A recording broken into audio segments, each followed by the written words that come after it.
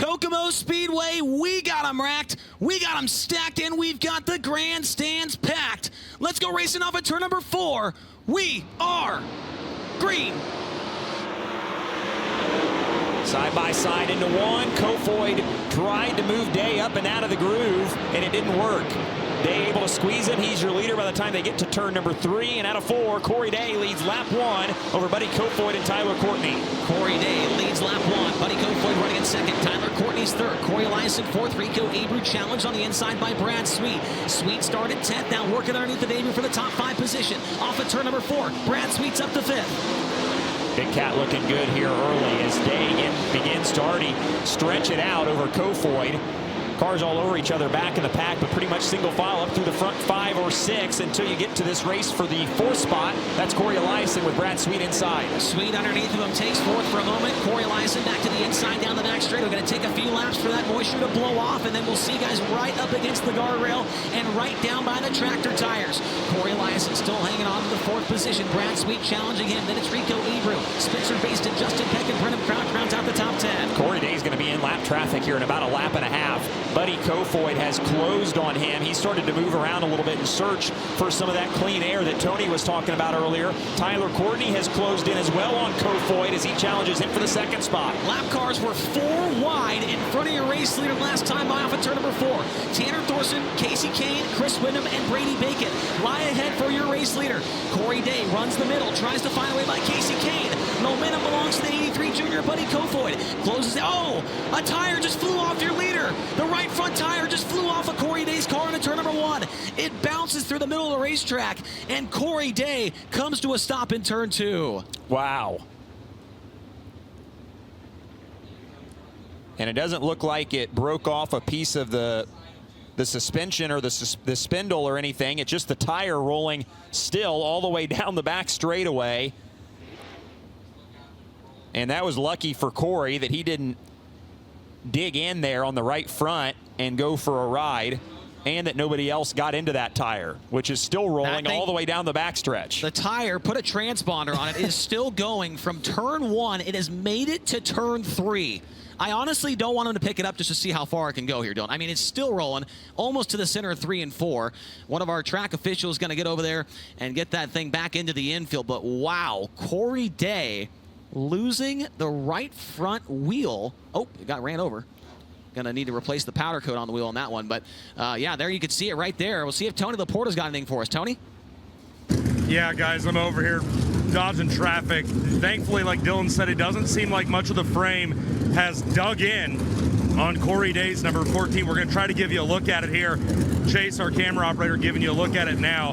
I'm obviously hesitant to walk out too far here, but minimal damage, it seems, on Day's number 14. So it looked like the whole hub came off the right front there, which is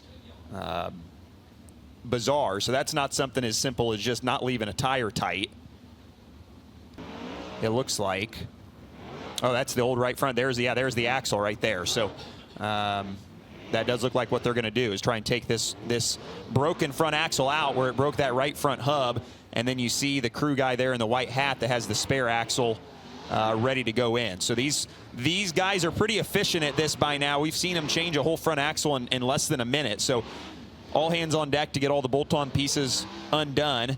And then they'll slide it out the left side and slide the new one in. They've got some help down there from, I believe that is Ty Wolfgang on the Casey Kahne Racing with Mike Curb number 49 team. And they are struggling a little bit here right now, not making very, there they go. They got the old one out, it appears. There it goes. Now here comes the new one. And we'll see if they can get things bolted back together here in a quick fashion. We got 1 minute and 10 seconds left for those guys to get that fixed there, Dylan. I think that's enough time as long as they don't start fumbling nuts and bolts and things like that here. Yeah, exactly. They've got the spare, they got the new axle in, so now they're just trying to put everything back together. Work area here is off of turn number 2, back behind the racetrack here, so the folks here at the track can't see this, which is why we're kind of giving you a play-by-play of what's going on. Looks like they've got the right side radius rods on. 47 seconds left down there in the work area. And I think they're making good progress from what it seems like here. And if he can get back out, How many laps we got into this thing here? Looking at it, 7 laps. And so, I mean, it's a 40-lap race. So he does have 10 extra laps compared to normal. So he's got basically an entire feature to try and get back through the field here. And racetrack plenty wide. We saw that lap traffic kind of all over the place. So crew's starting to step back from the 14 car there in the work area. Looks like just getting the left front tightened up and coming down off the hook. They're good to go. 15 seconds to spare, so 1 minute and 45 seconds it took for them to get that front end change there, Tony. Hey, just a comment on what you guys were talking about. Yes, Corey Day has plenty of time to get back up to the front of the field here. Remember, last year with High Limit, Cole Macedo went 23rd to 4th on a very similar, very racy Kokomo Speedway. So Corey Day fans, don't turn off your TV sets just yet. We have seen this kid move through tons of traffic already this year. I don't think this one's over, not by a long shot.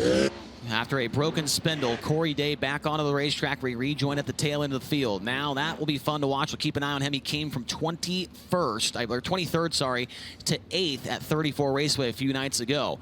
Buddy Kofoid now with the race lead. Tyler Courtney, the Durst dice roll driver, on the outside as we head back to the green flag here at Kokomo. Now it's up to Corey Eliason, Tyler Courtney, Brad Sweet to mount a challenge to Buddy Kofoid. Kofoid gets the way, 3 wide for the 4th spot. Behind a side-by-side race for 2nd. Eliason inside, Courtney on the outside. He'll get that spot. Rico Abreu is right there in the mix with Brad Sweet as they race 4 cars for the 2nd spot. Spencer Bayston's making his way forward as well. Bayston is up to 6th after starting back in the 12th position. The CJB Motorsports car on his way towards the front of the field. Up front, Buddy Kofoid tied on the cushion right there. But it's Rico. And Rico in a close call there. Rico is about in the infield as Brad kind of tried to squeeze him down there. I don't know if Brad even knew Rico was going to get inside of him there. Did a good job to avoid calamity. Rico goes to the 4th spot. Sweet back to 5th. Update on Corey Day. That time by the line, he's already back into the 18th position after 25 cars took the green flag. Sunshine looks to be maybe maintaining the pace of Buddy Kofoid as they work back into turn number 1. That time by Kofoid, 8 1/1000ths faster on the lap time. And lap traffic ahead for race leader Kofoid. First 3 or 4 around the bottom. He'll have the high side to himself here. No pressure from Tyler Courtney, who runs in that 2nd spot, so Kofoid can take his time a little bit getting through this traffic. Wow, and on the front straightaway, Naida climbed up on top of the wall, did a 360, somehow kept that car on all 4s, and will be facing the correct direction entering turn number 1. But a very scary and close incident there for Naida. He climbed up on the wall, very similar to what we saw with Zane DeVault earlier, but was able to come back down. It did a 360 when he landed and was able to stop right there on the front stretch without any contact from anybody else. Yeah, it's never a good look feeling. At the axle. Yeah. Or actually, maybe it looks okay. Left rear may be flat on the 7N here. That's scary when you're 1 car off the racetrack here. Skylar G's headed back to the work area or the trailer. Yeah, it's always scary when you spin kind of in front of the field like that. Obviously, these cars can't just stop on a dime. So good heads up driving there by everybody to avoid the Naida car. Looking at Skylar G to see if he heads to the work area. That looks to be the case on that Logan Fenton Racing number 99 car. So Skylar G in the work area. We'll see what if they can make repairs to that car. Timer has started for him. Here's a replay of what happened to Naida. You'll see him off of 4 right there. Gets into the air and does a little 360. And luckily, everybody's able to avoid him. Oh, man, who is that right there at the back? That was Cale Thomas. Yeah. Watch this right here. Somebody right here barely misses him. And Cale Thomas. Good call. Yeah, good job by everybody there to not make that worse. Choose Pint on the front stretch. Everybody pretty orderly, alternating lanes here. Couple differences right there. A couple guys went to the bottom in a row, and a couple guys went to the top in a row. So with that incident for Naida, that'll move Corey Day back to 16th for those of you that are keeping track of him. That's good progress from last to 16th in 5 laps. Yeah. That ain't bad. So looks like we'll go green, not this time, but the next time by off of turn number 4, or the tow truck making its way back onto the racetrack. Skylar G, he did return to the speedway, so Skylar G at the tail end of the field back on the track. Naida set to come back onto the racetrack as well. So the 7N car is back on the speedway, which is not ideal for your race leader, Dylan and Tony, because that just adds another car that your leader's going to have to deal with when he gets to the back of the field. Yeah, precisely. And I don't know if you guys saw, but Brady Bacon and Skylar G, not sure if this is what resulted in G having to go to the work area, but on that last restart, those guys were down at the very bottom, down by the infield tires in turn 1, playing bumper cars. So that possibly could be what sent G to the work area. Good call there, Tony. Coming back to green flag racing. 11 laps completed as we head back into turn number 1. Buddy Kofoid, look at Corey Eliason underneath of Tyler Courtney, but Courtney's got second down the back straightaway. Rico might throw a slider at Corey Eliason into turns 3 and 4. Up the banking. Is he going to get there in time? No. Corey Eliason still has third. Rico kind of cut him a break there, left to Corey Eliason a lane, and it cost Rico a spot. Spencer Bayston goes by him for 4th. Now they're piling up back in the pack. Chris Windom's around. Everybody does a 360 and continues. But there was 4 or 5 cars all spun out and stopped over there at 1.3 and 4, or 1 and 2. And Windom does not appear thrilled with somebody. He looked like he was chasing somebody down. Yeah, Corey Day was definitely involved in that as well. And Chris is, I don't know if it's Corey or if it's somebody I think it is Corey. Here. He doesn't look too pleased. Yeah, I would say that's Corey Day. He's not happy with. Corey Day now with the incident for Windom. He'll be back up to the 13th position. So we'll see if that transpires into anything else here under this caution flag. Here's a replay of what happened between those two. You'll see him right there. There's Windom. They're almost 4 wide going down the straightaway, and Corey just trying to sneak in there on the bottom, just 4 wide. Obviously, it can work here at Kokomo, but it's still pretty tight quarters, and Windom goes around. Yeah, everybody fighting for the bottom down there on entry to turn number 1. Long way to go, though, still. It's kind of been a disjointed start. Only 13 laps in, 27 to go. Lights out. We'll come back to green here and try and get some racing back under our belt. Coming back to the green flag. Wow, Sunshine, what a start that was for him.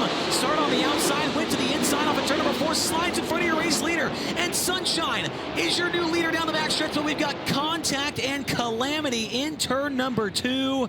One of the Racing Electronics banners gets taken out. Corey Day is there.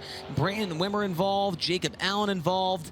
There's another car over there. I believe that is either Zeb Wise or the 23 Cale Thomas. Cale Thomas is right here, so I believe that's Zeb Wise.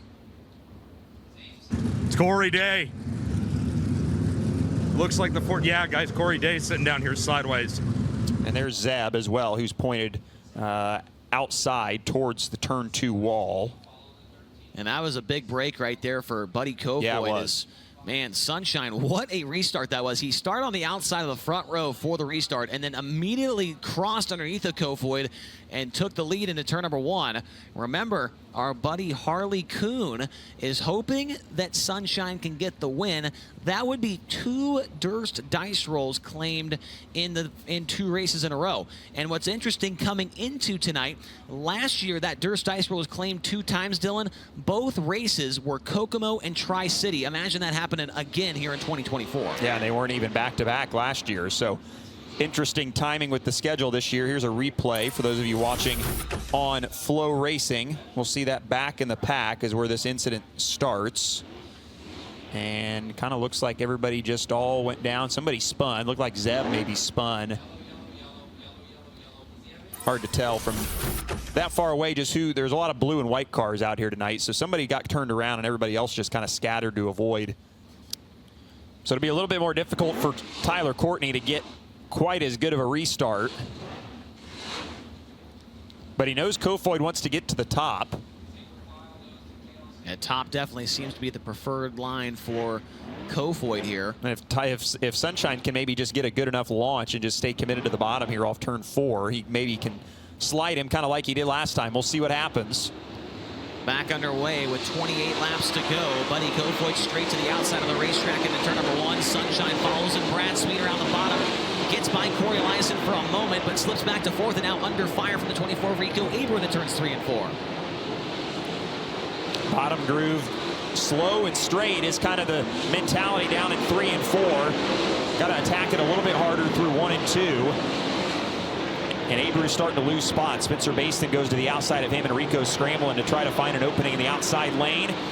forces his way up in front of Justin Peck. This is the race for the 6th spot into turn 1. Justin Peck now into the 6th spot, slides in front of Rico. Abreu tags the cushion and drives away from the Macedo Transportation number 24 car. Abreu fires a slider to turns 3 and 4. Not going to get there. The 13 of Justin Peck now solidly in the 6th spot as he works back into turn number 1. And your leader is being reeled in by Tyler Courtney. These guys are just rim riding right around the outside wall through 3 and 4. Sunshine's been a little better through 3 and 4 the last couple of times, getting the car pointed and squared off a little bit better. Tricky over in 1 and 2, and Kofoid gaps him that time. And the next couple of cars are right in the racing groove of Buddy Kofoid on the top side of the racetrack, and that is exactly what your 2nd and 3rd place cars want to see. They are nose to tail the top 3 as they work off at turn number 2 and down the back straightaway. Where does Kofoid go here? They're spread out bottom and top, about 4 rows in front of him. He'll peel off and test the middle out, that time off for turn number 4, just to see if anything's down there. And here comes Brad Sweet underneath of Corey Eliason. Cannot make the pass there. Sweet slips back into 4th, but could potentially see some rubber there off the cushion right now. And I think Buddy and Sunshine see it coming as they are right in the thick of things with lap traffic. This could still be good. Yeah, it's kind of all over the racetrack. It looks like trying to figure out where it may come in first here. Oh, Kofoid nearly got pinched into the wall by Jacob Allen down the back straightaway. He'll have to go to the bottom here. Sunshine on the high side left him a lane. Now he crosses over, race for the lead into turn number 1. Here comes a slider up the racetrack. Tyler Courtney's got the race lead. Corey Eliason's there as well. 3 cars under a blink as they work back into turns 3 and 4. Really the whole top 5 all over each other as they work down the front straightaway. Kofoid feeling the heat right now from Corey Eliason. Track position going to be really, really important right now. You got to go now before the track really rubbers in completely. Sunshine has the track position. We're watching the lap times here. These guys have all moved about a lane off the high side. Oh, Corey Eliason bangs the fence off turn number 4, loses 2 spots. Bayston goes by, as does Brad Sweet. Spencer Bayston from 12th up into the 3rd spot right now. The CJB Motorsports car looking for his first win of the season with Kubota High Limit Racing. He closes in on Buddy Kofoid down the front straightaway. Bayston might be one of the best cars on the racetrack. Underneath the Kofoid. Kofoid wall rides at turn 2 and cannot get by.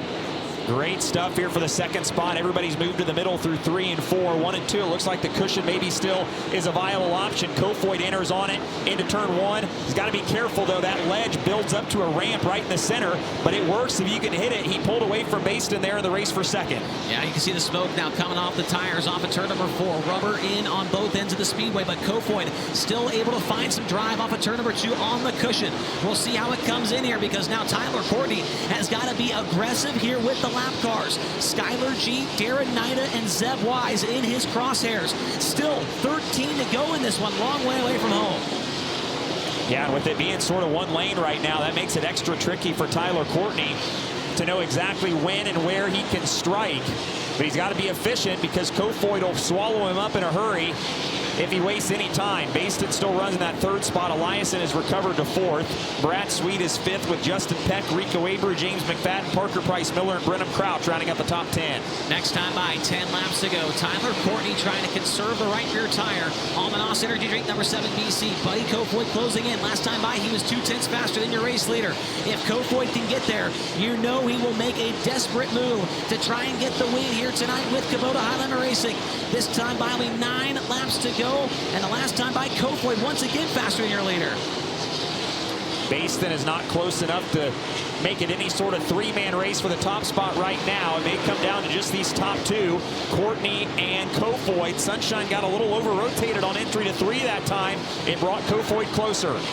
Tyler Courtney playing a really close game here, trying not to get too close to Skylar G, but they're trying not to get off them too much and allow Kofoid right back into the mix, this time by 7 laps to go. Kofoid right there in the back pocket. Another 10th and a half taken off. Kofoid tries the cushion and tries something else. It looks like there is a little bit of a launch off of 2 right there. Yeah, and he's going to just go to the high side through 3 and 4. If he can make it work up there, Sunshine's not going to expect it, but that's the danger right there. You may give yourself up for a challenge from Bayston for that 2nd spot. I think the top side, the very top in 1 and 2 may be a good option, but Buddy's got to reload here and try and track it back down. Relock and reload for Buddy Kofoid. Does he have enough time to track down Tyler Courtney? That time by Courtney a little bit faster on the lap time. Courtney still not able to find a way by Skylar G, but Buddy knows he's got got an extra little thing in his pocket. The top of the racetrack in turn number 2 is viable. Can he get up there? G tries to get by Darren Naida. Holds up your race leader with 4 laps to go. And Kofoid will have to make the move off of turn 2 and get down in front of Courtney by the time they get back to 3. So he's going to have to nail it perfectly. He's not close enough right now with 3 to go. They still run single file all the way through the top 10 off of turn 2. 3 laps to go. Can Kofoid get there, and will he use the cushion to his advantage off of turn number 2? Tyler Courtney still about 2 car lengths behind the 99 of Skylar G. Top 5 all within the same straightaway. Car off the pace. Corey Day may have a flat right rear.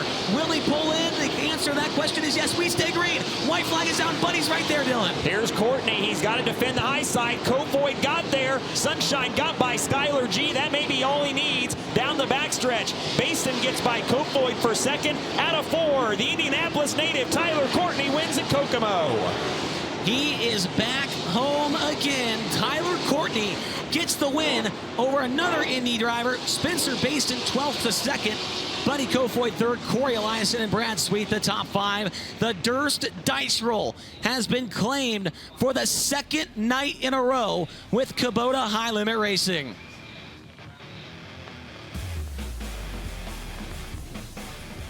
Your unofficial results: Tyler Courtney gets the win, Spencer Bayston 2nd, Buddy Kofoid in 3rd, Corey Eliason ends up in 4th, Brad Sweet 5th, Justin Peck 6th, Rico, Abreu, James McFadden, Parker Price Miller, and Brenham Crouch.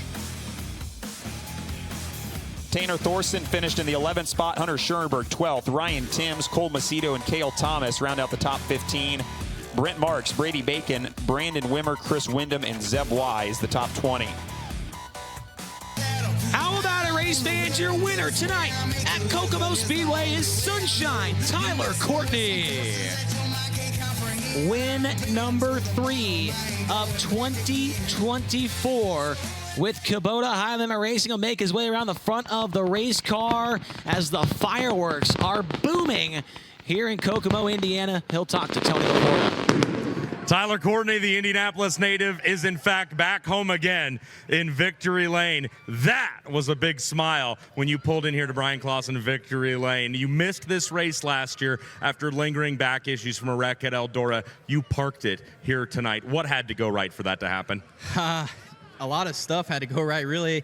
You know, I got a good restart there with, I think, 13 or 14 in, and slid him, and then got a yellow right away. So then I knew we were going single file because I figured it was contact, and it's going to be a lot tougher to do something from there.